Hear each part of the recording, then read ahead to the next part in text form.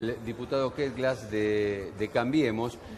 Y lo primero que le queremos preguntar al diputado, por supuesto que ya vamos a hablar de la urbanización de villas, pero lo primero que le queremos preguntar es si realmente está de acuerdo con la falta de rumbo económico del gobierno de Mauricio Macri. Diputado. Sí. No, bueno, yo celebro el espíritu propositivo de la gente del Frente Renovador con esta propuesta porque me parece que enriquece la democracia que discutamos sobre propuestas concretas, pero me parece una ligereza. Uno puede estar de acuerdo o en desacuerdo con el rumbo económico, inclusive el rumbo, por supuesto, puede tener éxitos y fracasos, y eso me parece una discusión enfocada, objetiva, enriquecedora de cara a la ciudadanía. Pero el gobierno se propuso salir gradualmente del déficit, hay trimestres en los que ha ido mejor y otros que le ha ido peor. El gobierno se propuso ir bajando la inflación con un sistema de metas de inflación. En algunos trimestres lo logró más, en otros menos.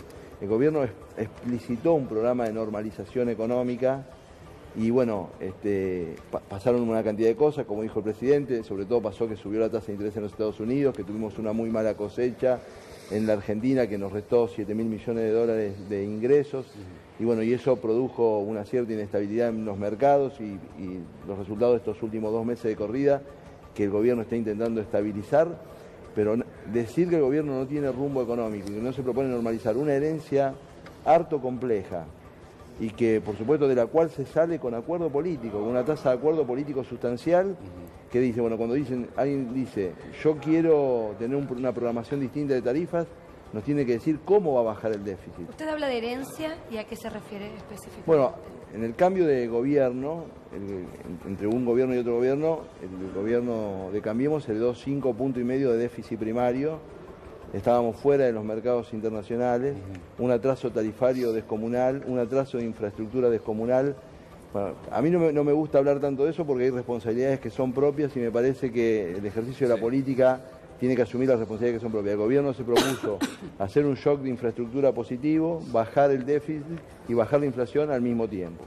Eso significó un esfuerzo que los argentinos hicieron. El año 2016 fue un año frío económicamente porque tuvimos una inflación muy alta y los salarios corriendo por detrás de la inflación, pero el año 2017 fue claramente un año positivo.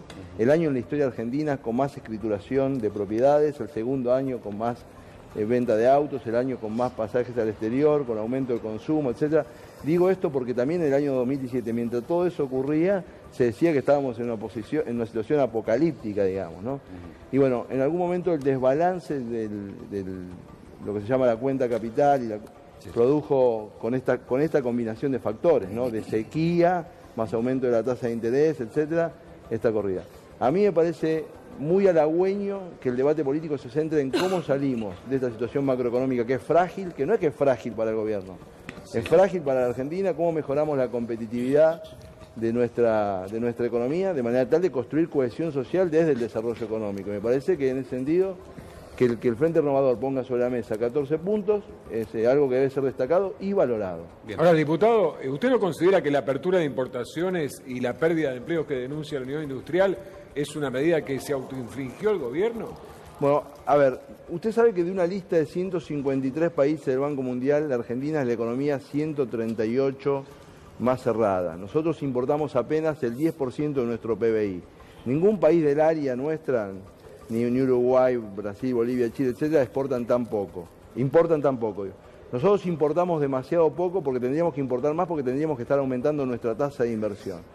Ahora, acá hay una cuestión. El problema no pasa porque la economía argentina sea más o menos abierta, sino que competitividad tenemos para enfrentar esa apertura. Sí, pero textiles y calzados son sectores diezmados, metalúrgica ya empieza a hacerlo, son datos de la realidad. Ahora, lo que pasa es que la contracara de la economía cerrada son precios altos al consumidor. Nosotros tenemos que tener una integración al mundo inteligente. Yo no soy ingenuo en términos de cómo hay que abrir o no abrir la economía. Pero cuando la estadística te dice que sos una de las economías más cerradas del mundo y que precisás elevar tu nivel de competitividad por competencia, porque si no, tenemos un problema en la Argentina muy severo de posición dominante de la industria frente al consumo. Entonces me parece que ahí es una afirmación, digamos, muy genérica, digamos, ¿no? Argentina todavía importa 10, 11, 12 puntos del PBI, no quiero comparar, contra los 40, 40 y pico que importa Chile, pero contra los 20 y pico que importa Uruguay o los 15 que importa Brasil. Precisamos tener una economía que esté dispuesta a estar abierta, porque estar cerrados también nos impide exportar más. O sea, hay una cantidad de cadenas de valor exportadora que podrían ingresar a mercado destino de manera interesante, que no pueden ingresar porque Argentina es una economía cerrada. Entonces, los tipos que producen ciruela en el sur de Mendoza, o los tipos que producen cítricos en Entre Ríos y Corrientes, ahora, esas economías no pueden avanzar hacia el mundo porque nosotros somos cerrados. Entonces, tengamos una visión más federal, más integrada, de cómo construir esa competitividad económica para enfrentar la apertura. No ingenuamente, pero tampoco de una manera, no vamos a ser autárquicos, porque esa autarquía económica nos ha llevado a una decadencia económica. Diputado, lo voy a interrumpir un momentito porque quiero hablar con Sheila Vilk.